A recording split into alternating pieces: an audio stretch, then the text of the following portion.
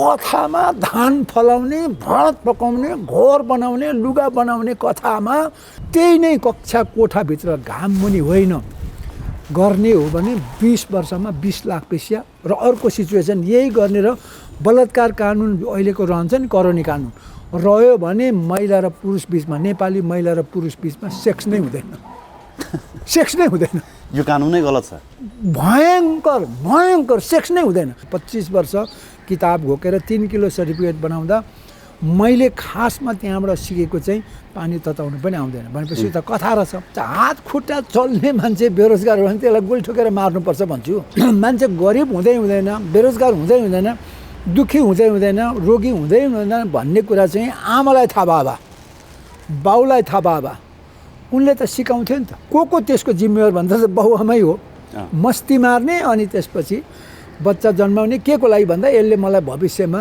बोक्छ पाल्छ भनेर त्यस्तो स्वार्थ पनि कहीँ हुन्छ पण्डितले चाहिँ भगवान् कहाँ छ भन्दा यहाँ छ तर खासमा चाहिँ दरबारमा छ भनेर भनेर चाहिँ सकार भन्नु लाग्यो है अनि त्यही गुहे मान्छे त्यही मुते मान्छे त्यही देखेको छु नि यहाँ मैले त प्रत्यक्ष नदेखे भए त भन्दिनँ थिएँ कागज भएपछि किताब हो किताब भएपछि कथा भयो कथा पछि बेथा आयो सबै धान फलाउने मान्छे कथा पढेर धान होइन धानको भात होइन कि मिठो मिठो मासु भात खोजे धान फल्नै छोड्यो नि अहिलेको जुन संस्कार छ नि यो बलात्कार हुने बेरोजगार हुने हत्या हुने झगडा हुने यो सबै मान्छेको अज्ञानता विज्ञानको अज्ञान र धर्मको भीरुता एकदमै गरेर कल्पनामा डुबेपछि चाहिँ यो मान्छेको अनन्त समस्या आएको यो समस्यालाई सम्बोधन गर्नु त्यो स्कुल खोलेको गाईलाई माता मान्ने नाममा गाई नै नासिने भयो गाई कानुनले महिलाहरूलाई अधिकार दिने नाममा अब महिलासँग सेक्स नै हुँदैन सभामुख कानुन बनाउने मान्छे फसेको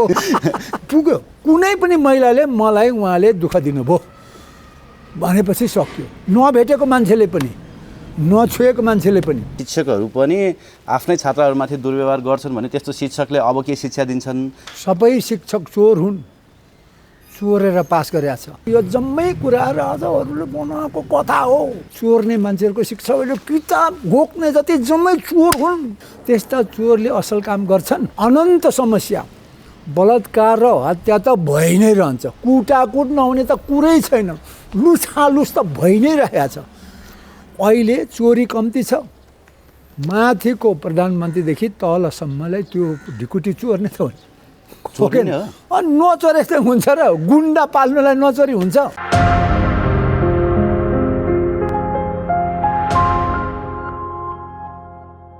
दर्शकवृन्द नमस्कार pnpkhabar.com को यो विशेष श्रृङ्खलामा आज हामीसँग समसामयिक विषयवस्तुमा कुराकानी गर्नको लागि मदन राईजी हाम्रो साथमा हुनुहुन्छ सर यहाँलाई हार्दिक स्वागत छ नमस्ते फेरि पनि निकै दिनपछि भेट भयो युवराज गाउँतिरै हुनुहुन्थ्यो है म गाउँमै बस्छु 2-4 दिन आएको रमाइलो भइरहेछ के छ गाउँमा अहिले खेती गाउँमा भयङ्कर राम्रो छ शिक्षा अहिले हामीले चाहिँ मान्छे बिग्रेको मान्छेलाई कसरी बनाउने भनेर 22 वर्षदेखि म लागेको सबै लोभ छोडेर धन कमाउने मान कमाउने ज्ञान बनाउने लोभ छोडेर यो ज्ञान कमाउने र ज्ञान दिने अनि त्यसपछि काम गर्ने काम गरेर स्वस्थ रहने यो काममा मान्छेलाई चाहिँ त्यसरी सिकाउने आफू पनि बदलिने चेन्ज हुने अनि मान्छेलाई अनि त्यसपछि त्यसमा चाहिँ विशेष गरेर आमाहरूलाई आमा हुनेहरूलाई भनौँ न अब हाम्रो चाहिँ के अरे केटीहरूलाई भन्नु पर्यो विद्यार्थीहरू छ सानो त्यहीँ जन्मेको पनि छ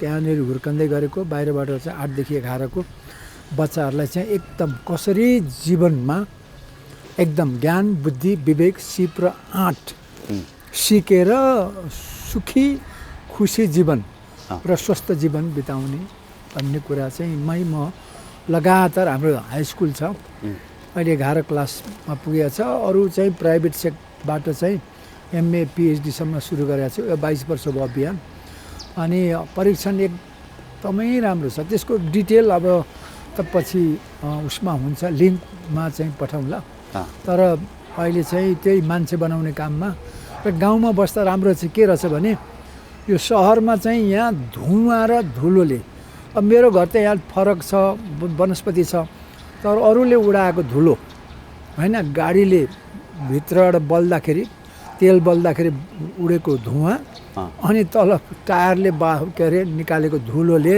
यति धेरै अब यो काठमाडौँबाट यहाँ यति बेला छ्याङ्ग देखिन्थ्यो पहिला पहिला हिमाल अहिले म यहाँ 8-10 दिन भयो आएको एक दिन पनि बिहानदेखि बेलुकासम्म हिमाल देखिँदैन भनेपछि काठमाडौँको उतातिरबाट गयो भने उता त हिमाल देखिन्छ किन यहाँ देखिँदैन भन्दा पहिला यही ठाउँबाट अहिले सबै धुलोको बादल होइन अब तुवालो पनि भन्छ तर यति गहिरो तुवालो छ यति बाक्लो तुवालो छ कि भनेर साध्य छैन भनेपछि यहाँको मान्छेहरू 50 लाख मान्छे नेपालीहरू यहाँ थुप्रिया छौँ हामी कसरी बाँच्छौँ होला बाफरे हाम्रो जीवन त अवश्य दुखी हुन्छ रोगी हुन्छ र अब आयुले बाँच्नु पर्ने 100 यहाँ त 70बाट 60मै पो जाला जस्तो बाँच्यो भने पनि रोगी भएर बाँच्छौँ फोक्सोको रोग त्यस कारणले मैले गाउँमा गएर चाहिँ फोक्सो ठिक ताजा हावा खाएर अनि तातो पानी पिएर पेट ठिक र मुटु ठिक सबै अनि त्यसपछि काम गरेर एकदम अनि घाम मुनि काम गरेपछि त सबै कुरा ठिक हुँदो रहेछ यो जोड्नीहरू मसलहरू अनि एकदम फिट तपाईँ यहाँ नभएको बेलामा होइन विभिन्न कुराहरू घटे नि त थुप्रो कुराहरू घट्यो म एकदम स्पेसिफिकली एउटा विषयमा चाहिँ पोइन्ट गर्न चाहेँ करिब 1.5-2 वर्ष यहाँसम्म मैले पहिलो अन्तर्वार्ता गरेको थिएँ र त्यो अन्तर्वार्तामा चाहिँ त्यति बेला यहाँ भाइरल पनि हुनुभएको थियो सामाजिक सञ्जालमा विशेष गरी तपाईँले नै त्यो मेरो अन्तर्वार्तामा के भन्नुभएको थियो नि मैले 1000जनासँग सेक्स गरेँ भन्यो भने चाहिँ त्यो लाखौँ मान्छेले हेर्न चाहन्छ तर मैले राम्रो कुरा गरेँ ज्ञानका कुरा गरेँ भन्यो भने चाहिँ त्यो हेर्न चाहँदैन त्यो भाइरल पनि हुँदैन भन्नुभएको थियो आई थिङ्क म त्यसलाई सम्झिन्छु कि अझै पनि अहिले नेपाली समाजमा घटेका पछिल्लो केही दिन अगाडि मात्रै घटेका कुराहरूलाई हामीले हेर्ने हो भने 18 महिने बालिकालाई अपहरण गरेर बलात्कार गरेर मारेर झोलामा प्याक गरेको घटना एउटा भयो आफ्नै शिक्षकले चाहिँ 6 कक्षा पढ्ने बालिकालाई यौन दुर्व्यवहार गरेको घटना जसको कारणले गर्दा एकजना महिला प्रहरीको पनि ज्यान गयो लेटाङको घटना अर्को भयो अर्को यहीँ माडीमा पनि आफ्नै छात्रालाई चाहिँ दुर्व्यवहार गरेको घटनाहरू आइरहेछ होइन तपाईले दिन खोजेको त्यति बेलाको सन्देश के थियो मतलब सेक्स एजुकेसन जरुरी छ प्रत्येक समाजमा परिवारमा स्कुलमा त्यो कारणले गर्दा यस्ता खालका घटनाहरू नघटुन् भन्ने थियो कि के थियो अलिकति स्पष्ट पारिदिनुहोस् त सर होइन मैले स्कुल खोलेको म चाहिँ राजनीति गर्ने मान्छे म 9 पटक चुनावमा सहभागी भएर 4 पटक आफै उठेको हार्दै भए पनि ठिकै छ यो सब छोडेर मैले चाहिँ यो स्कुल बनाएको कारण थाहा भयो कि म प्रधानमन्त्री भए पनि यदि यो अहिलेको जस्तो कुनै पनि उपाय नभएको समाज किताबको कथा सुनाएर धानको कथा सुनाउने भातको कथा सुनाएर मान्छेलाई चाहिँ के हुर्काउने यो शिक्षाले त म त्यसरी हुर्केको हुनाले मलाई त चिया पकाउनु पनि आउँदैन पानी तताउनु आउँदैन 25 वर्ष किताब घोकेर 3 किलो सर्टिफिकेट बनाउँदा मैले खासमा त्यहाँबाट सिकेको चाहिँ पानी तताउनु पनि आउँदैन भनेपछि त कथा रहेछ सुनि पठायो होइन किताबमा कथा कहानी सुन्यो सकियो त्यस कारणले पनि अब हुँदैन त्यसरी र समस्या यति धेरै जटिल समस्याहरू देखेँ कि त्यो समस्या के भन्दा मान्छेको सबै समस्या गरिब एउटा मान्छे गरिब छ देश गरिब छ बेरोजगार छ त्यो मान्छे यहाँ अनि त्यसपछि रोगी छ त्यसपछि दुखी छ यो त मान्छेमा हुनै हुँदैन मान्छे त गरिब हुनै सक्दैन यहाँ धनै छैन धन भ्रम हो होइन धन भ्रम हो सबै कुरा पञ्चतत्व छ नि आकाश धरती घाम पानी यो हावा सबै र बिरुवाहरू यति हो धन प्राणीहरू धनै त्यति हो तर त्यो बुझ्दैन त्यस कारणले बेरोजगार भन्छ हात खुट्टा चल्ने मान्छे बेरोजगार हो भने त्यसलाई गोली ठोकेर मार्नुपर्छ भन्छु कोही मान्छे म बेरोजगार छु ऊ चाहिँ सकल अब ऊ चाहिँ हात खुट्टा चल्दैन भने त बिचरा उसलाई त सपोर्ट गर्नुपर्छ होइन मुख चल्यो भने पनि उसले केही न केही त गर्न सक्छ नि भन्यो भने यस्तो मान्छे बेरोजगार छु भन्यो भने मलाई चाहिँ यो अचम्म लाग्छ त्यसै कारणले पनि यो समस्या एकातिर यो आर्थिक समस्या छ होइन अर्को सामाजिक समस्या के भयो प्राकृतिक रूपमा जुन विशेष गरेर यौनको समस्या छ होइन अब जति पनि यो समस्या छ नि अहिले आएको आर्थिक समस्या पनि छ बेरोजगार के अरे गरिब बेरोजगार अनि रोगी दुखी यो सब कुरा चाहिँ फेरि जन्मैबाट सुरु भएर आएको छ त्यसको जरा नै जन्म छ उसको यो चाहिँ मान्छे गरिब हुँदै हुँदैन, बेरोजगार हुँदै हुँदैन, दुःखी हुँदै हुँदैन, रोगी हुँदै हुँदैन भन्ने कुरा चाहिँ आमालाई थाहा भए, बाउलाई थाहा भए उनले त सिकाउँथ्यो नि त कसरी नहुने। जस्तो म अहिले 74 लाग्नु लागेँ, अहिले म 27 वर्ष जस्तो फ्रिली फिल गर्छु, यति फिल गर्छु कि म अहिले पनि 16 घन्टा काम गर्न सक्छु। अब सेक्सकै कुरा गरौँ होइन, अहिले पनि म इक्वली 27-30 वर्षको उमेरमा जस्तो थियो त्यस्तै नै छु भनेपछि अब मैले त त्यो त प्रमाणित गरेर देखाएँ नि त। त्यस कारणले अहिले कहाँनिर त्यो यो जम्मै मान्छे गरिब बेरोजगार रोगी मान्छे कहाँबाट जन्मिन्छ भन्दा त त्यही आमाको योनिबाट जन्मिन्छ। को त्यसको जिम्मेवार भन्दा त बाउआमै हो। मस्ती मार्ने अनि त्यसपछि बच्चा जन्माउने के को लागि भन्दा यसले मलाई भविष्यमा बोक्छ पाल्छ भनेर त्यस्तो स्वार्थ पनि कहीँ हुन्छ होइन। त्यो मान्छेले दुःख पाउँछ भन्ने कुरा छैन, सुख पाओस् भन्छ, तर सुखको आधार के त? सबभन्दा चाहिँ मुख्य कुरो यो बिचमा यस्तो समस्याहरू लुकाएको नानी अथवा बच्चा जन्माउने सन्तान जन्माउने महिलालाई यो खेती युग सुरु भएपछि जति जमिन कब्जा गर्न थाले नि जसले भन्छ हिजो मालिक थियो दासको, पछि राजाहरू सामन्तीको चाहिँ मालिक, यो हलिगोठाला बनाएर जब धेरै जमिन कब्जा गरेर धनी हुने मान्छेको कल्पनाकै कारणले चाहिँ यो जसलाई राजाहरू भन्छ देशहरू बन्यो। त्यो कारण नै त्यही हो। र धेर कब्जा गर्दाखेरि के गर्ने भन्दा धेर मान्छे भयो भने लडेर अर्को थोर हुनेलाई जितिने अथवा अलि बलियोले चाहिँ जित्ने। अनि त्यसको लागि मान्छे जन्माउनु भन्दाखेरि महिलालाई आमालाई चाहिँ त्यो के गर्यो, आमाको भूमिका होइन, उसलाई केवल त्यो सेना जन्माउने के अथवा भलिगोठालाई जन्माउने, चुप यसरी सिधा नहेर्ने, राजालाई नहेर्ने, आइमै पनि त्यस्तै, आमा पनि त्यस्तै तल हेर्ने, अनि अरू उसले जन्माएको सन्तान पनि तल हेर्ने, अनि माथि हेरेर मस्ती मार्ने चाहिँ को? राजा र राजाको सन्तानहरू, रानीहरू हो। रानी पनि फेरि ठ्याक्क महिला भएकोले उसको पनि तल बस्नुपर्ने मान्छेको लोग्ने मान्छे, त्यो पनि राजा मान्छे, जमिनदार, जमिन हडप्ने मान्छे राजा बनाउँदाले सेना विकास गर्यो बन्दुक गोलीको लागि। कसलाई नियन्त्रण गर्ने भन्दाखेरि आफ्नै जनता जो छ कतै चलबलाउलास्, जे भन्छ त्यही गर्लास्। उब्जाउनु पर्यो, मिठो उब्जाउनु पर्यो, मासु उब्जाउनु पर्यो होइन, के अरे खाना उब्जाउनु पर्यो, लुगा उब्जाउनु पर्यो, हामीले चाहेको धन उब्जाउनु पर्यो। त्यसपछि त्यसलाई मैले भने जस्तो त्यो पल्लोलाई जितेर त्यसलाई पनि हडपेर आफ्नो कब्जामा राख्नु पर्यो भनेर आफ्नै जनतालाई अधीनमा राख्नु र अरूलाई जित्नुको लागि बन्दुकको गोली बनायो। त्यसले नपुगेर चाहिँ पछि के भयो त, बढी सेना पनि बनाउनुको लागि चाहिँ महिलालाई बढीभन्दा बढी सन्तानले डाँडा काँडा ढाकोस् होइन, आशिषै दिन थाले, आशिषै दिन दुबो जस्तो पुरै मौलाओस् होइन, चारैतिर फैलाओस् भनेर त्यो राजाहरूको पालाको।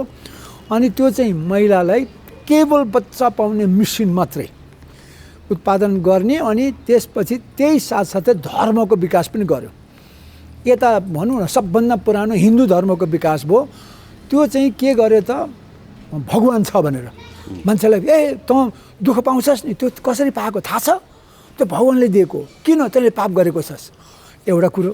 अनि हेर त यो उज्यालो माथि आकाश यस्तो कहाँ, यस्तो त बाफ्रे भयो त अलपत्र त थाहै नपाउने, यो कहाँबाट भयो भन्दाखेरि भगवानले गरेको। हेर त उज्यालो हुन्छ अँध्यारो भयो कसरी? भगवानले गरेको भनेर त्यो अज्ञानी मान्छे अल्पज्ञानी मान्छेलाई भ्रम, किन विज्ञानको विकास भएको थिएन। पछि 200-300 वर्ष मान्छे अगाडि मात्रै पछाडि मात्रै यो सेरोफेरोमा मात्रै हो विज्ञानको विकास हुन थालेको, त्यो पनि राजाको घाँटी काटेर। त्यस कारणले यस्तो बेलामा उनीहरूले के भयो, यतातिर के अरे हिन्दू धर्मले पण्डित जन्मायो होइन, पण्डितको भगवानको प्रवचक, अनि भगवानको राजदरबारमा को, अनि भगवान चाहिँ यहाँ बस्नुहुन्छ भनेर चाहिँ मन्दिर बनायो पण्डितहरूलाई हेर्ने, अनि पण्डित राख्यो। अनि पण्डितले चाहिँ भगवान कहाँ छ भन्दा यहाँ छ, तर खासमा चाहिँ दरबारमा छ भनेर भनेर चाहिँ सकार भन्नु लायो है। अनि त्यही गुहे मान्छे, त्यही मुते मान्छे, त्यही देखेको छु नि यहाँ, मैले त प्रत्यक्ष नदेखे भए त भन्दिनँ थिएँ। अनि उता पछि बुद्ध मान्छे थियो बिचारा गुहे होइन, अलिअलि जान्दथे कुरा, अरूभन्दा जान्ने भएकोले निकै जान्ने थिए, तर उनलाई पनि पछि भगवान् बनाइदिएल। म भगवान् होइन भन्थे, उनले होइन भन्थे। तर कथा, यता गीताको कथा, महाभारतको कथा, रामायणको कथा, पुरा कथा किताबमा मैले त्यस कारण त कागजको आविष्कार नै मान्छेको चाहिँ के भन्छ विनाश हो भन्छु। या सबभन्दा विशेष गरेर नेपाली कागज भएपछि किताब हो, किताब भएपछि कथा भयो, कथा पछि व्यथा आयो। सबै धान फलाउने मान्छे कथा पढेर धान होइन, धानको भात होइन कि मिठो मिठो मासु भात खोजे, धान फल्नै छोड्यो नि। किनभने स्कुल चढेपछि किताब पढे, किताब चढेपछि धान त वनमा गाडी धान खेत त। यो कारणले गर्दाखेरि अहिले मैले अलि लामो भयो, तर मैले भन्नु खोजेको तपाईँले भनेको कुरा त अब यहाँ बुझाउन पनि सकिँदैन। मैले कम्प्लिट गर्दैछु। यतापट्टि पण्डितको बोली, लामाको बोली, क्रिस्चियनहरूले उसलाई जिजस क्राइस्ट मान्छे थियो, उसलाई भगवान् बनायो, त्यही के अरे उसले रोमनहरूले। अनि उता पादरीको बोली, पछि मोहम्मदलाई पनि भगवान् बनाएर इस्लामहरूले मुल्लाको बोलीले चाहिँ राजाहरूले मान्छेलाई अधीनमा राखे। एउटा सेनाको गोली, अरू भगवान्को बोली भनौँ न, पण्डित, लामा, पादरी र मुल्लाको बोलीले अहिलेसम्म अधीनमा राखेको छ। समस्या त्यहीँबाट सबै यो आमा होइन र मान्छेको समस्याहरू। अनि राजाहरूले जे मन लाग्यो छप, कसको हुकुम? भगवान्को, कहाँ? महाराजको होइन, महारानीको, दरबारको। त्यस्तो कारणले गर्दाखेरि यो नेपालमा अहिले भइरहेको संस्कार, संस्कृति, धर्ममा आधारित, विज्ञानमा ठिक उल्टो छ। या अंश अलिअलि मिले जस्तो छ, मिल्दैन। भ्रम यतापट्टि, धर्म भ्रम हो, विज्ञान सत्य हो। त्यस कारणले जति जति विज्ञानको ज्ञान मलाई भयो, बबुली पहिला मन्दिर कहाँ सबैतिर जान्थेँ, पछि विज्ञान थाहा पाएपछि यो भ्रम रहेछ भनेर अहिले म त्यसको एकदमै विरोध गर्छु। त्यस कारणले अहिलेको जुन संस्कार छ नि, यो बलात्कार हुने, बेरोजगार हुने होइन, के अरे बलात्कार मात्रै होइन, हत्या हुने, झगडा हुने, यो सबै मान्छेको अज्ञानता, विज्ञानको अज्ञान र धर्मको भीरुता एकदमै गरेर कल्पनामा डुबेपछि चाहिँ यो मान्छेको अनन्त समस्या आएको। यो समस्यालाई सम्बोधन गर्नु त्यो स्कुल खोलेको। त्यो स्कुल खोलेपछि त म त अहिले त म मात्रै होइन, मेरो त्यहाँ आउनु, त्यहाँ तपाईँहरू आउनुभयो भने खोटाङमा छ। मैले भने खोटाङको दिक्तेल रूपाकोट मजुवागढी वडा नम्बर 2 त्यो नगरमा छ। अनि त्यहाँ ठ्याक्क दिक्तेल बजारकै छेउमा छ, सुभद्रा मदन फाउन्डेसन भन्छ, शुभम फाउन्डेसन। त्यहाँ आउनुभयो भने सबैलाई स्वागत छ। म फोन नम्बर पनि दिन्छु, 036 420 209 479 दुईवटा छ। मेरो चाहिँ 9841 746 3वटा 5 सम्पर्क गरेर त्यहाँ आएपछि चाहिँ यो अहिलेको छ नि, जति पनि संसारभरि, नेपालभरि मान्छेबाट सृजित, मान्छेमा भइरहेको समस्याको समाधानको एउटा उपाय त्यहाँ निस्केको छ। त्यसैमा लाग्यो। मोर स्पेसिफिकल्ली त्यो अहिलेको क्वेसनमा अलिकति है, जस्तो नेपाली समाजमा नि यौन प्रतिबन्धित छ क्या कुरा गर्नको लागि, त्यो राजाहरूले गरेको कुरा गर्नको लागि होइन। हामी बाहिर कुरा गऱ्यो भने कति अश्लील रहेछ भन्ने कुरा हुन्छ, भित्र त तपाईँलाई थाहा छँदैछ होइन।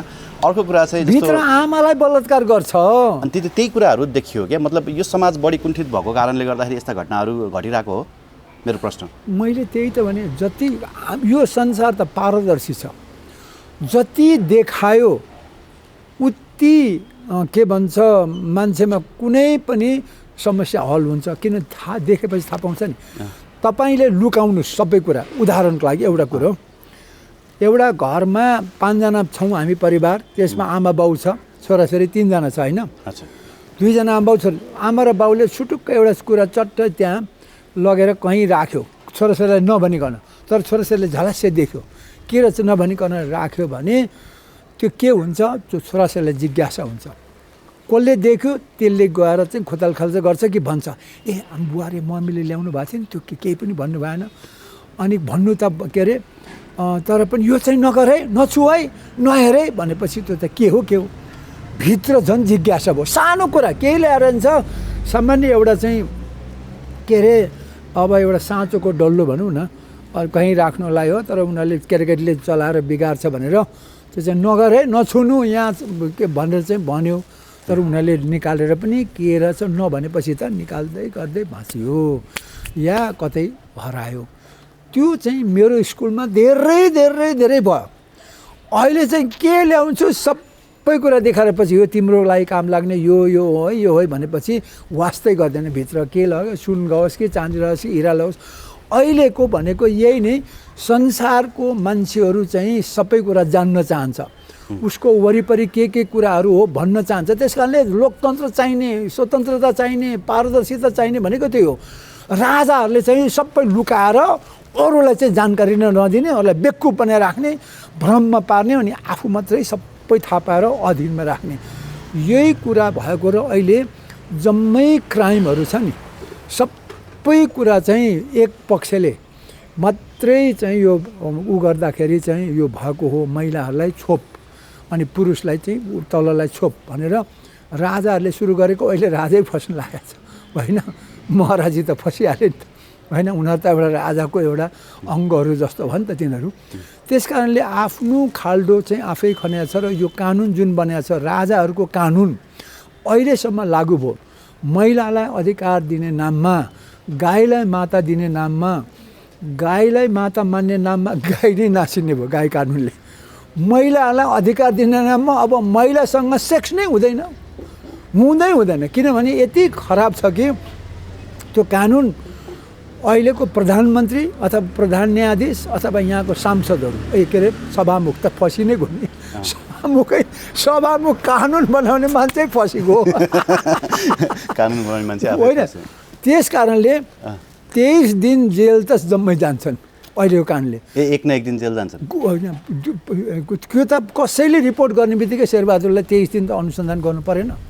अहिलेको कानुनले आफ्नै श्रीमतीले गरिदियो भने भइहाल्यो। पुग्यो, कुनै पनि महिलाले मलाई उहाँले दुःख दिनुभयो भनेपछि सक्यो। नभेटेको मान्छेले पनि, नछुएको मान्छेले पनि महिलाले हुनुपर्छ। कहाँदेखि भन्छ, उहाँसँग गएको पार्टीमा थिएँ, उहाँ उद्घाटनमा आउनुभएको थियो, अनि म पनि त्यहाँ नजिक जाँदाखेरि उहाँले एकदमै नराम्रो दृष्टिले मलाई हेर्नुभयो, अनि मलाई चाहिँ यो भयो भनिदियो भने पल्साको जस्तै ठ्याक्कै त्यही हो त्यो होइन। पल्साको त त्यो फेरि पल्सा चाहिँ यत्रो दिन लाग्ने अनुसन्धान गर्न। अर्को एकजना मोहन बानिया भन्ने प्रदेश सांसद चाहिँ फेरि 5 लाख धरोटीमा कति छिटो उहाँको अनुसन्धान भयो, कति छिटो उहाँ धरोटीमा रिहा हुनुभयो हेर्नुहोस्। तर अनुसन्धान त भयो नि त, खोइ भयो कि भएन, बेइज्जती त भयो नि त, बाफ्रे बिचरा। तर उहाँ त फेरि जेल बस्नु पऱ्यो नि, दुःख पाउनु पऱ्यो नि। पल्साको त बेइज्जती पनि भयो, प्रहरीमा गयो कि गएन, दुःख पनि पायो होइन, प्रहरीमा गयो कि गएन, 2-3 दिन कति गयो नि त। 2 घन्टै गए पनि, 1 मिनट गए पनि पुग्यो। ठुलाएर पावर भएकोलाई र नभएकोलाई चाहिँ फरक हुँदो रहेछ कानुन भन्ने कुरा हामीले बुझ्नु पर्यो। कानुन त यहाँ खालि सरकारले मात्रै जानुन्, कानुन भनेको कर्मचारीले मात्रै जानु, उनीहरूले बनाएको कानुनले। म जस्तो मान्छे सबैभन्दा बुढो, सबैभन्दा म इमान्दार मान्छु क्या, म चाहिँ यो देशको कानुन मान्ने मान्छे, म कानुन मान्ने। म नै अहिले कानुनको शिकार भएको छु, किनभने सबै कुरा थाहा हुँदैन र अर्को कुरो थाहा दिँदैन, अनि झुक्क्याएर चाहिँ अनि कानुन लगाएर मलाई जरिवाना गराउने, दुःख दिने, बेइज्जत गर्ने, थुप्रै यही अहिले घर करको कर चाहिँ लागू गरेछन् होइन। अब घरको नक्सा चाहियो, छाप चाहियो, अनि जन्म दर्ताको पनि यो भएन त्यो भएन। ए बाबा त्यो नहुने मिलाउनुको लागि होइन, सरकार कर्मचारी त्यो होइन, स्थायी कर्मचारी हुने त्यो होइन, मिलेन भने अनि जरिवाना गर्ने, दुःख दिने, अब इमान्दारलाई दुःख दिने, अनि बेइमानहरूलाई चाहिँ सबै सुकै घरैमा बनाइदिने। त्यस कारण यो समस्या भनेको यही राजाहरूबाटै, अपारदर्शीबाटै, यो विभेदकारी हाम्रो संस्कृतिबाट आएको। विभेदकारी राजाको संस्कृति अहिले पनि ठ्याक्क यो छ नि। अहिले सरकार हुनेहरू शेरबहादुरदेखि लिएर तपाईँले भन्न खोजेको कुरा चाहिँ हाम्रो धर्म, संस्कृति, परम्परा र हाम्रो राजनीति भनौँ न, अथवा हाम्रो राज गर्ने नीतिले नै यी सबै कुराहरू जन्माएको छ भने वैज्ञानिक छैन भन्ने कुरा। तर मैले सोध्न खोजेको प्रश्नको आशय चाहिँ के थियो भने, शिक्षकहरू पनि आफ्नै छात्रहरूमाथि दुर्व्यवहार गर्छन् भने त्यस्तो शिक्षकले अब के शिक्षा दिन्छन्। हिजो अस्ति त लेटाङमा आयो, यता माडीमा आयो, त्यस्ता शिक्षकले चाहिँ समाजमा कस्तो चाहिँ चेला उत्पादन गर्छन् होला, ती चेलाहरूमाथि कस्तो असर पर्छ होला होइन। किन यो भइरहेछ, शिक्षकहरू नै किन चाहिँ बिग्रिरहेछन् कि? शिक्षक त त्यो चोर होइन र, सबै शिक्षक चोर हुन्, चोरेर पास गरेका छ। चोरेर होइन, कसले चाहिँ जानेर पास गरेका छ कि सारेर पास गरेका छन्, चोर नै त हो। कि घोकेर पास गरेका छन्, जानेर पास गरेका छन्, जम्मै घोके चोरे सारे हो, चोरेहरू हुन्। त्यो चोरले काम त त्यही गर्ने भयो। अर्को कुरो, उसले जेसुकै कथा किताबमा सुनाए पनि सुने पनि त्यही हो खालि राजाहरूको कथा। फल्नाले आज्ञा गर्नु, गोमा ब्राह्मणी विष्णु शर्मा आज्ञा गर्नुहुन्छ, यहाँ फल्ना भने रामजीले यसो यसो भनिबक्स्यो, कृष्णले यसो आज्ञा गर्नुहुन्छ, जम्मै त्यही कथा त हो नि। त्यो राजाहरूको आविष्कार हो। ओ जिजस क्राइस्ट, ओ बुद्ध भगवान्को सत्सम गरामी, यो जम्मै कुरा राजाहरूले बनाएको कथा हो।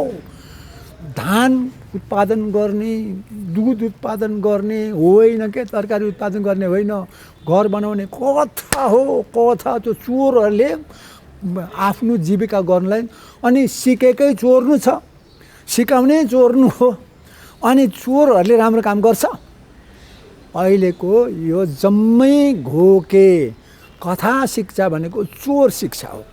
त्यसैलाई सम्बोधन गर्ने सुरुमा तपाईँले भने नि मैले, हाम्रो स्कुल खोलेको त्यो गर्ने शिक्षा, गरे शिक्षा, त्यो गर्ने मान्छेहरूको शिक्षा, चोर्ने मान्छेहरूको शिक्षा अहिले किताब घोक्ने जति जम्मै चोर हुन्। चोर नभए अब देश चोरेर यत्रो अहिले हेरौँ त केही त छैन। आफ्नो देशमा उत्पादन गरे त विदेशको अहिले 20 खरब पुग्छ यो सालको यहाँको आयात, हाम्रोमा 1 खरब पनि छैन भनेपछि चोरहरू भए उत्पादक पुर्खाहरू त हाम्रो उत्पादन गर्थे नि अलिअलि धर्मको भगवान् भन्दै पनि, अहिले त पढेपछि जम्मै चोर भए। त्यस्ता चोरले असल काम गर्छन्। मकै बाहिरबाट ल्याउनुपर्छ, भटमास बाहिरबाट ल्याउनुपर्छ, सबै कुरा, धनिया, हरियो धनिया यहाँ 24 घण्टा 12 महिना यति जङ्गल जस्तो हुन्छ, त्यो पनि बाहिरबाट ल्याउनुपर्छ। इन्डियाबाट नआए खान पाइँदैन कहीँ पनि पनि। इन्डिया मात्रै होइन, अहिले युक्रेनमा झगडा भएको तेलै कति महँगो हाँस उठ्छ होइन। त्यो 160-50 लिटरको लिटरमा पाउने 300 भन्दा बढी भइसक्यो, अझै 5000 पुग्न सक्छ।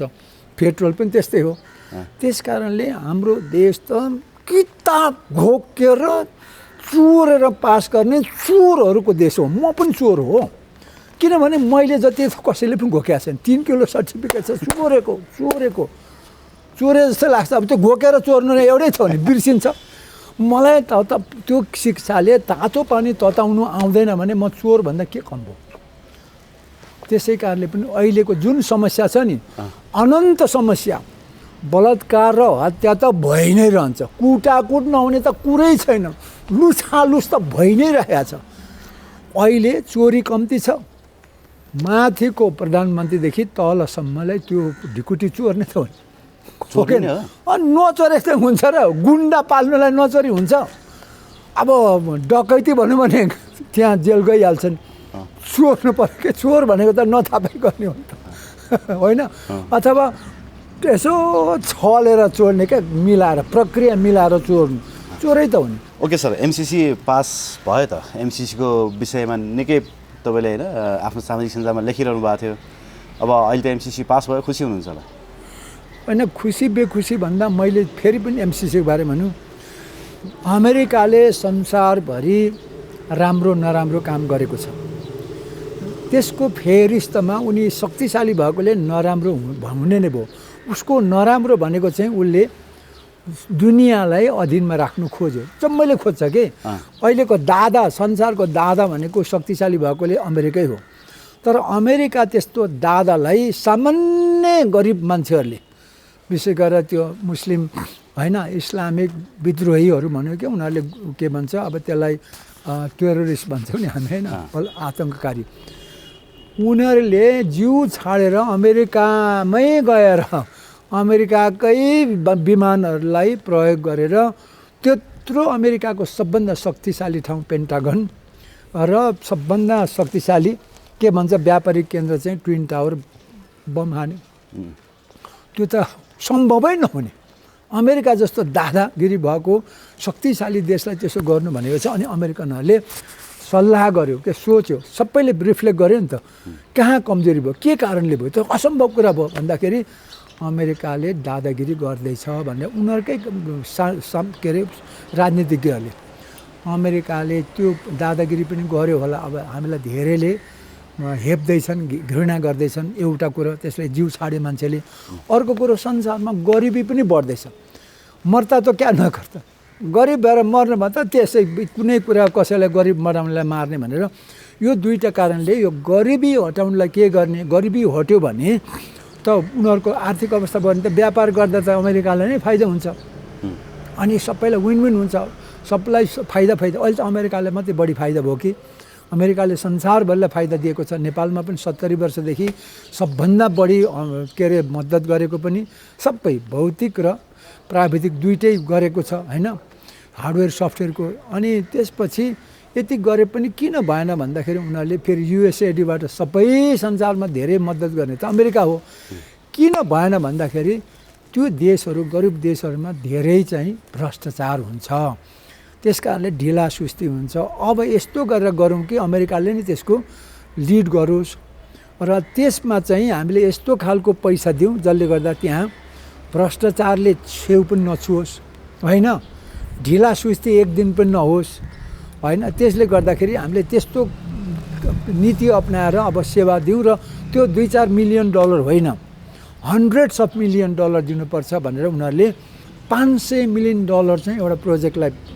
राख्ने त्यसलाई थ्रेसहोल्ड भन्ने त्योभन्दा सानो त्यो पुरा भएन भने 200 मिलियन जतिको चाहिँ सानो के भन्छ कम्प्याक्ट भन्ने पहिलोलाई अनि दोस्रोलाई थ्रेसहोल्ड भने त्यसको क्राइटेरिया के भने तर ती देशहरूमा चाहिँ मुख्य कुरा लोकतन्त्र हुनु पर्यो मानव अधिकार हुनु पर्यो महिला अधिकार हुनु पर्यो शिक्षा अधिकार हुनु पर्यो आर्थिक अधिकार हुनु पर्यो स्वास्थ्यको अधिकार यस्तो अधिकारवाला के अरे भएको देशहरू त्यहाँ सेना हुनु भएन कम्युनिस्ट हुनु भएन यस्तो देशहरूलाई चाहिँ यति पुरै ठ्याक्क दिउँ जसले गर्दाखेरि त्यो देशको अर्थतन्त्र चाहिँ भत्तै विकास होस् त्यहाँ थुप्रै रोजगारी विकास होस् आर्थिक विकास होस् भनेर संसारभरिलाई दिने भनेर उनीहरूले 2004 मा पारित गर्यो 7 मा नेपालले पहिल्यै थाहा पाएको तर नेपालले गएर यसरी जजो गर्यो हामीलाई पनि दिनुहोस् भनेर हुन्छ तर तपाईँको देशमा अलिकति अशान्ति छ त्यो साम्य भएपछि हामी सोध्छौँ भनेर गर्दाखेरि 12 मा भन्यो अब साम्य भयो हामी चाहिँ दिनु तयार छौँ आउनुहोस् भनेर चाहिँ कुरा भयो फेरि पनि कुरा हुँदाखेरि कुरा त भइरहेको अनि सम्झौता भयो सुरु गर्ने त्यसमा चाहिँ विशेष गरेर तयारीमा टाइम लाग्छ कि किनभने ढिला नहोस् मेलम्चीमा 24 वर्ष लाग्यो सबै 5 वर्षमा हुने कुरा 20 वर्ष अगाडि भएकै छैन अनि 2 अरबमा हुने 20 अरब लाग्यो यस्तो ढिला सुस्ती नहोस् है भनेर अनि उनीहरूले भने के भने त्यो तयारीको लागि 6 महिनादेखि वर्ष दिन अथवा जति लागे पनि पूर्व तयारी चाहिँ गरौँ है नत्र लगानी नगरौँ पूर्व तयारी ठिक भएन भने त लगानी नै नगर्ने बेकार हो भनेर पूर्व तयारीमा 3-4 अरब त खर्च भयो नि 70-72 अरबको प्रोजेक्टमा यो गर्दाखेरि ल केमा गर्नुहुन्छ भने तपाईँ नै छान्नुहोस् भन्यो छान्दाखेरि नेपालले सबैले आफ्नो आफ्नो सेक्टरमा छ नेपालले के भने बिजुली बेचेर पैसा कमाउनु छ बिजुली त उत्पादन धेरै हुँदैछ अब समस्या हुन्छ भारतमा बेच्ने अनि सडक पनि चाहिन्छ नमुना सडक बनाऊ भनेर यो दुईटा मागेपछि यो त ठिक छ भने त्यो दुईटा माग्दा फेरि सबै बनाउँदा त्यहाँ भौतिक संरचना बनाउनु पर्यो बिजुलीको चाहिँ तार लाँदाखेरि त जमिन चाहिन्छ अनि त्यहाँ जङ्गल पर्छ वन्यजन्तु आरक्षण पर्छ त्यहाँ खानेपानी बिजुली सबै पर्छ त्यसको लागि ती ऐनहरूले फेरि वन ऐनले दुःख दिन्छ हैन बिजुली ऐनले दुःख दिन्छ सबैले गर्दा यी ऐनहरू चाहिँ लागू हुनु हुँदैन है यो अब विकास ऐन जुन छ अर्थ मन्त्रालय अन्तर्गत यो एमसिए भन्ने हैन मिलेनियम च्यालेन्ज एकाउन्ट भन्ने एमसिसी को नेपालकै सरकारको विकास ऐन अन्तर्गत यो चाहिँ एउटा प्रोजेक्ट आयोजना बन्ने त्यो अर्थमन्त्रीको अध्यक्षतामा चल्छ कर्मचारी अर्थ मन्त्रालयकै भनौँ न अब यो सबै अर्थ मन्त्रालयले चलाउने अब त्यसमा चाहिँ यो काम सुरु भएपछि चाहिँ कसैले पनि खाने पानी वन जेसुकै होस् अवरोध गर्न पाइँदैन त्यो भन्दा यो कानुन माथि हुन्छ भनेको संविधान माथि भनेर लेखिदियो अब यसमा चाहिँ नेपालमा धेरै विरोध गर्नेहरूको चाहिँ उदाहरण म भन्छु गुलाफ भनेर चाहिँ एउटा मान्छेलाई के भन्छ दियो हैन तर त्यो के अरे कुनै मान्छे एउटा उटपट्याङले चाहिँ के भने ला चाहिँ हटाइदियो फ चाहिँ हटाइदियो हटाएर यसले त यस्तो गर्यो भनेर के हैन अब त्यहाँनिर के भन्छ अनि अब कुनै पनि कुरामा ल यसरी यसले यो के भन्छ भारतको कुरा भारतलाई सोध्नु पर्ने छ भनेपछि भारतलाई सोध्ने यस्तो आयोजनामा भारतले त सहमति लिने हो कि होइन उसले मान्छ मान्दैन भने सोद्धाखेरि भइहाल्छ नि हामीलाई बिजुली आउने हो तपाईँले पनि किन हामीलाई किनबेच गर्नुलाई यो चाहिँ बाटो ठिक छ कि छैन भन्दा भइहाल्छ भनिसक्यो होइन जम्मै कुरा उल्टो यो चाहिँ अडिट गर्न सक्ने छ भनेको चाहिँ सक्ने छ काटेर गर्न पाउने छैन भनेर उनीहरूले अन्त यो विरोध गर्नेहरूले गरेको हुनाले सबै उल्टो भएर गयो। आखिरी त यो फेरि मैले भन्दैछु सर यति धेरै डिप एनालाइसिस नजाउँ तर आवश्यक छ कि किनभने एउटा प्रश्न यहाँ सोध्छु मैले अब अमेरिका एउटा प्रश्न नि अब ट्रान्समिसन लाइन र बनाउने किन भन्दाखेरि इलेक्ट्रिसिटी बेच्नको लागि तर जुन कोरिडोरमा चाहिँ ट्रान्समिसन लाइन बन्दैछ त्यहाँ चाहिँ तपाईँको नयाँ कुनै हाइड्रो हार्बर लगानी थपिएको छैन। अब बन्ने भनेको बुढी गण्डकी पनि अलपत्र छ, बुढी गण्डकी कति पैसा चाहिँ झ्वाम पारे भनेर त अस्ति हाम्रै पूर्व प्रधानमन्त्रीले भनेकै हो होइन। इलेक्ट्रिसिटीमा लगानी नथपिकन इलेक्ट्रिसिटी उत्पादन नगरिकन बेच्ने चाहिँ के सर त्यो तार मात्रै बेच्ने म भन्दैछु यसमा।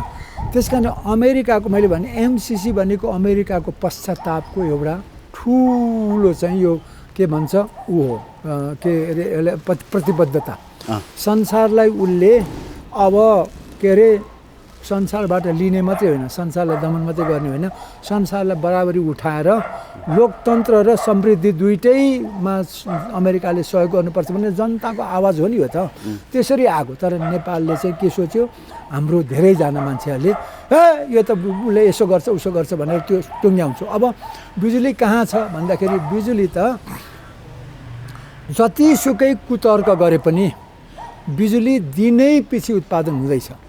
किनभने सम्पूर्ण कुरामा त्यो त अब कानुन सरकारको हो, अलि तलमाथि होला, तर 20,000 भन्दा बढी मेगावाटलाई त सबै के भन्छ प्रारम्भिक अनुसन्धान कामहरू सबै हुँदैछ। तर कता कहिलेकाहीँ ढिलासुची यताउति हुनु चाहिँ स्वाभाविक हो। तर 3,000 मेगावाट त करिब यो सानो 10 मेगावाट, 5 मेगावाट, 20 मेगावाट, 60 मेगावाट होइन, 120 मेगावाट त्यो तामाकोसीदेखि लिएर सबै सानो ठुलो खोल्सी त होइन खोलाहरूमा चाहिँ के अरे विद्युतको चाहिँ काम भइरहेछ। त्यो नभइकन त त्यसै सरकार बेकुफ हुन्छ र यो फेरि गरेको कसले भन्दाखेरि प्राधिकरणले गरेको, प्राधिकरणको उसैको हातमा छ होइन। अनि विद्युतको के भन्छ ऊर्जा आयोगले गरेको हुन्छ। त्यस कारणले त्यो कसैले भन्यो होला अहिले तत्काललाई बुढी गण्डकी अब यो चुनावपछि जहाँसम्म लाग्छ मलाई जहाँसम्म लाग्छ त्यो सुरु हुन्छ। किनभने लगानी त त्यहाँ अरबौँ भइसकेको छ। हुन्छ जहाँ सम्भावना छ, जस्तो अहिले हाम्रो 650 भन्दा बढीको त हाम्रै दुधकोसीमा छ, तुरुन्तै त सबै कुरा भइसकेको छ। अब काम मात्रै सुरु गर्नुपर्ने छ होइन। डिपिआर गरेर डिपिआर त भइसकेको छ। अनि पर के अरे उसको तमोरको पनि भइसकेको छ भने पूर्वमै हाम्रै मैले जानेको मेरै के अरे बुझेकोमा 1200-1400 त त्यहाँ भएछ। हामी चाहिँ 1000 उत्पादन भए पनि बेच्नु कहाँ।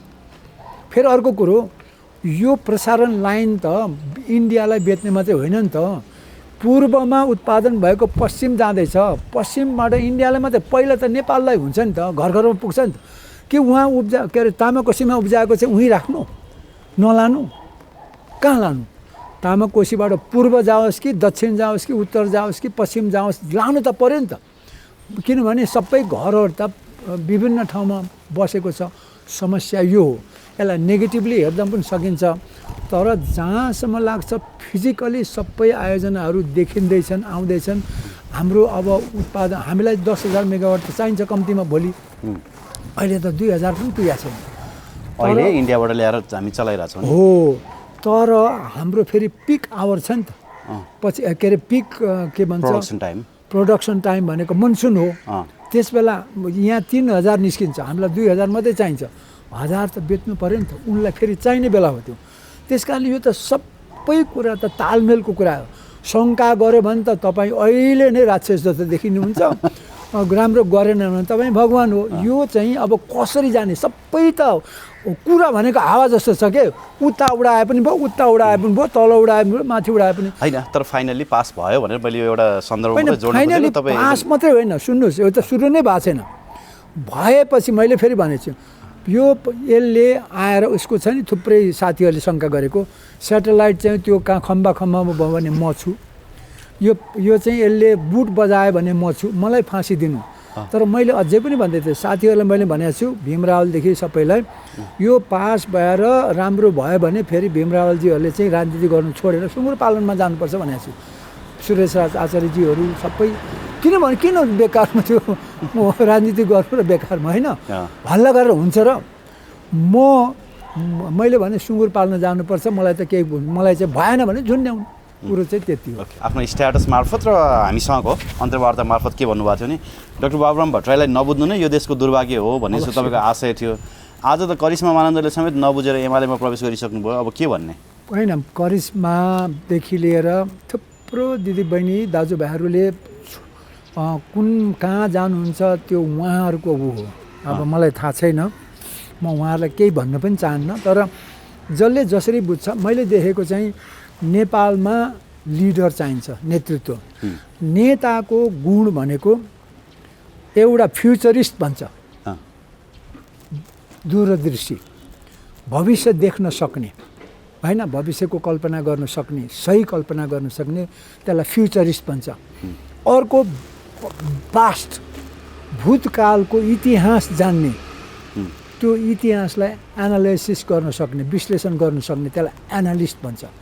फ्युचरिस्ट र एनालिस्ट नभइकन कुनै मान्छे लिडर हुनै सक्दैन। र म्यानेजर पनि भए राम्रो, तर बाबुराम चाहिँ फ्युचरिस्ट र एनालिस्ट, सुपर एनालिस्ट हो। म्यानेजरमा मिडल हो या अलिकति अझै लोवर मिडल क्लास हो। यस्तो मान्छे नेपालमा छँदै छैन। नेपालमा त म्यानेजर पनि छैन, के भन्छ, सकरहरू मात्रै छ, के चुस्नेहरू मात्रै छ। र डेमागग धेरै छ। डेमागग भनेको भिडभाड म हो भन्ने खालको, त्यसलाई डेमागग भन्छ।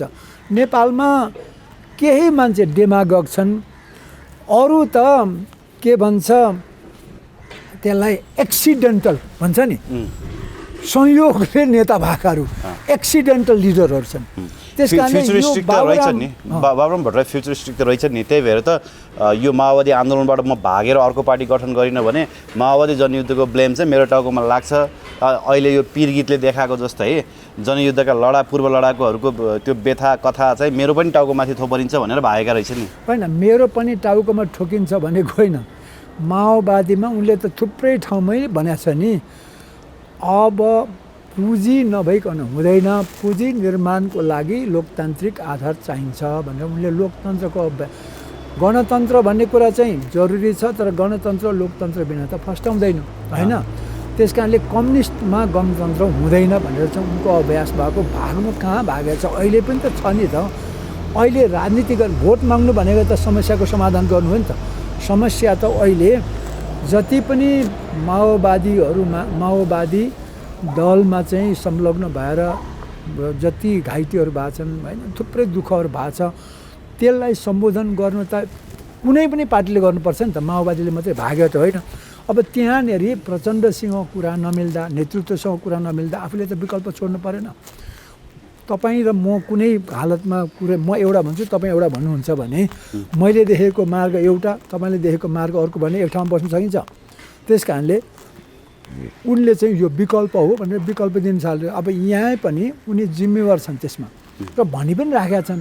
यो समस्या त सबै नेपालीको हो नि। नेपालीमा त्यो माओवादी लडाकु मात्रै दुःख पाछ र सरकार तर्फबाट सेनामा लाग्नेहरू कति दुःख पाछ, होइन र? सामान्य जनताले कति दुःख पाछन्, त्यसको चाहिँ पीडा चाहिँ कसले झेल्ने? यो सबैको जिम्मेवार चाहिँ जो छ, हामी सबै हौँ। त्यो बाबुराम भट्टराईको एउटा भिडियो निकै भाइरल भएको छ कि अहिले। उहाँले के भन्नुभएको छ भने पूर्व लडाकुहरू चाहिँ त्यसरी यौन व्यवसायमा लागेको कुरा चाहिँ मैले पनि सुनेको छु भनेर उहाँले बोल्नु भएको रहेछ एउटा भिडियोमा। अब त्यो त अलिक गैर जिम्मेवारीपूर्ण भयो कि भन्ने पनि तर्क मान्छेले गरिरहेका छन्, किनभने उहाँ आफै पनि त्यो एउटा जनयुद्धको स्टेक होल्डर हुनुहुन्थ्यो, होइन। उहाँहरू म्यानेजमेन्टमा लाग्नुपर्ने ठाउँमा आफै भाग्नुभयो, धेरै फ्युचरिस्टिक भएर। अब अहिले चाहिँ आलोचना मात्रै गरेर त भएन, त्यसको व्यवस्थापन र जिम्मेवारी आफ्नो काँधमा पनि बोक्नुपर्छ भन्ने किसिमको आलोचना आएको छ। होइन बाबा, त्यो भन्नको लागि त त्यसको पछाडि त तर्क छ नि त। खालि फास यो सबै बेसी हो भनेर भन्नु र होइन, उनले तर्कसहित भनेको छन्। जस्तो वृद्ध भत्ता रोक्नुपर्छ भनेको छन् उनले, होइन। किनभने त्यसको विकल्प त पेन्सन हो नि त, होइन। त्यसको विकल्प अरू छ नि त, विकल्प दिएर नै भन्छ। मै पनि भन्छु अहिलेको थुप्रो कुराहरू चाहिँ कानुन यति फरक छ कि त्यसलाई चाहिँ सुधार गर्नुपर्छ भनेर विकल्पसहित दिन्छ।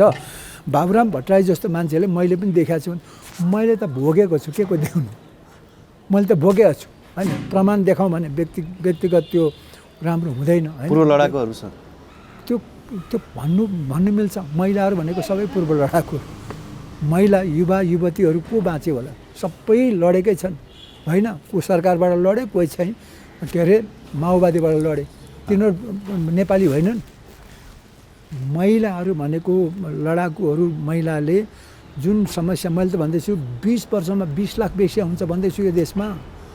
अहिले त 6-7 लाख 5-6 लाख मात्रै होला नि 20 वर्षमा, आगामी 20 वर्षमा, आउने 20 वर्षमा 20 लाख बेसी हुन्छन्। यदि यो कथा वाचन शिक्षा, चोरी शिक्षा निरन्तर भयो भने यहाँ बलात्कार कुनै हाल, यहाँ गुन्डाको 1 करोड गुन्डा 20 लाख बेसीले यहाँको अर्थतन्त्र चलाउँछ। म डेफिनेट भन्छु 20 वर्ष।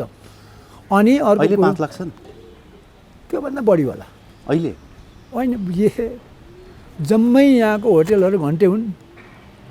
अब झन् अब त्यो लामो कुरा नगरौँ होइन, त्यसमा चाहिँ किनभने यो बेकारमा फेरि मान्छेलाई बढी आतिन्छ। म त बारम्बार भन्दैछु यो चोरे शिक्षा, चोर शिक्षाले गर्दाखेरि अहिले चर्पी सोहोर्ने र चौकीदारी गर्ने कति छन्? 50-60 लाखभन्दा बढी छ भाँडा माझ्नेहरू। अब किनभने आम्दानी छैन, यहाँ उत्पादन छैन, आम्दानी छैन, खर्च दिनको 2000 अथवा भनौँ 20 वर्षमा दिनको 2000, आम्दानी चाहिँ 1000 रुपियाँ भयो भने के हुन्छ? अर्को 1000 कहाँबाट ल्याउनु? अर्को कुरो त्यो 1000 कमाउनलाई पसिना काट्नु जानुपर्छ होइन, मान्छे पसिना काट्नु जाँदैन। अनि त्यसले गर्दाखेरि मस्तीको त सबभन्दा सजिलो काम त्यो हो। एउटा वेश्या पाल्नलाई 5 जना गुन्डा चाहिन्छ भोलि, किन त्यो त बेच्नु पऱ्यो नि त, मार्केटिङ गर्नु पऱ्यो नि। फेरि यति राम्रो साउ छ कि भारत र चिनमा यति मान्छे धनी हुँदैछ। यो त पर्यटकीय क्षेत्र जहिले पनि यति राम्रो एयर कन्डिसन जस्तो छ, त्यस कारणले पनि यति सिरियस छ, यति सिरियस छ। म चुनौती दिएर भन्छु, यदि हाम्रो शिक्षा यही कथा शिक्षा, कथामा धान फलाउने, भात पकाउने, घर बनाउने, लुगा बनाउने कथामा त्यही नै कक्षा कोठाभित्र घाम मुनि होइन गर्ने हो भने 20 वर्षमा 20 लाख पैसा। र अर्को सिचुएसन यही गर्ने र बलात्कार कानुन अहिलेको रहन्छ नि, करोनी कानुन रह्यो भने महिला र पुरुष बिचमा, नेपाली महिला र पुरुष बिचमा सेक्स नै हुँदैन, सेक्स नै हुँदैन। यो कानुनै गलत छ, भयङ्कर सेक्स नै हुँदैन। किनभने महिलाले रबरको अहिले त त्यसै नै भयङ्कर धेरै रबरको चाहिँ त्यो भाइब्रेटर बिक्छ। अनि अब केटाको लागि पनि आइसकेछ, मैले हेरेँ है, अहिले मजाको चाहिँ एउटा रोबोटिक के भन्छ महिला पाउँदो रहेछ, स्विच अन गरेपछि मैले जस्तो जम्मै एक्ट गर्ने अनि त्यो डिस्चार्ज गर्ने त नि। नेपालको कानुन अनुसार श्रीमतीसँग पनि सम्बन्ध राख्नु पर्यो भने प्रत्येक दिन उसँग मन्जुरी लिनु पर्यो होइन? मन्जुरी मात्र होइन, उसलाई त भगवान् मानेर रात दिन पुज्नु पर्यो। अलिकति दुःखी भयो कि त्यही काम लगाएर उहीँ गइहाल्छु। बलात्कारी धेरै पर्दैन, फोन गर्दै पनि पुग्यो, यस्तो बोलाइदियो 100 नम्बरमा, यहाँ बोलाइदिए पनि हुन्छ, केही पर्दैन। 100 नम्बरमा यहाँ दुर्घटना भयो भनेर भनिदिने, महिला म फल्न बोलेको भनिदिएपछि यो मान्छेले मलाई खत्तम बनायो भनेपछि लगिहाल्छ, केही सोध्दैन लगी नै हाल्छ। 1 रात 2 रात 3 रात। त्यस कारणले त सेक्स त हुँदैन। र गाई कानुनले गाई चाहिँ 20 वर्षमा मासिन्छ कि वर्षको 50 अरब बजेट छुट्याउनु पर्यो सरकारले, नत्र भने गाई मासिन्छ। किनभने गाईको त म अब जन्म दर्ता र मृत्यु दर्ता हुनुपर्छ र बेच्नलाई पनि कारबाही हुनुपर्छ भने मुद्दा दायर गर्दैछु अब। किनभने गाई त माताजी हो नि त, पाल्नु परेन? किन बेच्नु पाइन्छ? कहीँ आमालाई बेच्नु पाइन्छ? गाई बेच्न पाइँदैन भनेर बाउ बेच्नु पाइन्छ, आमा बेच्नु पाइन्छ? गोरु बाउ हो, आमा हो गाई। त्यो जेन्युन तर्क हो त? कसरी जेन्युन तर्क? अवश्य हो। माता भनेको के हो? आमा होइन? आमा बेच्नु पाइन्छ? आमालाई छोड्नु पाइन्छ?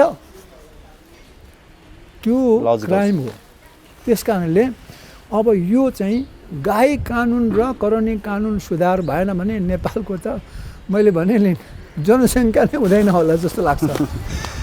हस् सर, धन्यवाद दिन चाहे महत्त्वपूर्ण संवादलाई। धन्यवाद।